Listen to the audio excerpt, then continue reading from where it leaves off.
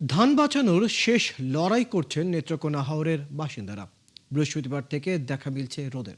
কৃষকরা জানান এই রোদই এখন ভরসা। আর কৃষি বিভাগ বলছে আরো দুদিন এমন রোদ থাকলে সব ধান নিরাপদে ঘরে তোলা সম্ভব। এর আগে টানা বৃষ্টি আর পাহাড়ি ঢলে তলিয়ে যায় হাওরের ধান।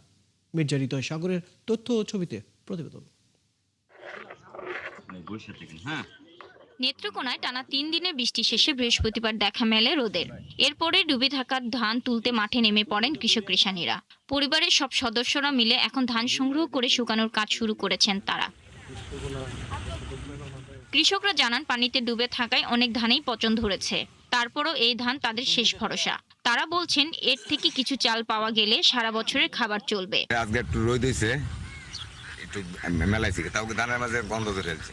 সিদ্ধ করছি পস্তাছে, গন্ধ ধরে গেছে, কারণ এটি কি ভাত খাইতে পারবাম না নাকি কেটা জানে। ধানটা আমি কাটতে পারলাম না, আমি খুব কষ্ট লাগলো। এক মন ধান তুলতেছি না, হাজার হাজার মন ধান পানি গায়ে লাইছে। তবে অনেকেই বলছেন কেউ কেউ পরিবার নিয়ে মাঠে নামলেও ধান কাটার শ্রমিক পাওয়া যাচ্ছে না। বিষয় আছে কিন্তু কামলা টামলা পায় না। আর এই যে কিছু টুকটাক নিজে আমি ওয়ার্ডের সেক্রেটারি হইয়া নিজেও আমি ধান কাটাচ্ছি।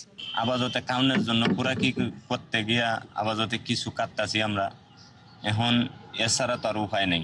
আমরা কাটতাছি যাই কিছু, তো আমাদের তো তাই লাভ, মারতে গেছি।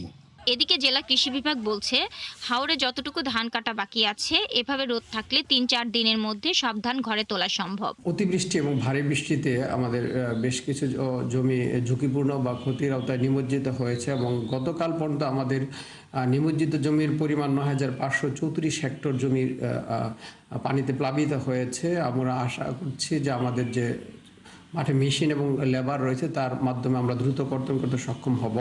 কৃষি অফিসের তথ্য মতে এবার জেলায় বোরো আবাদ হয়েছে ১,৮৫,৫৪৭ হেক্টর জমিতে, যার মধ্যে হাওরে ৪১,০৬৫ হেক্টর জমিতে আবাদ হয়েছে। শাকিলা সিথি, ৭১।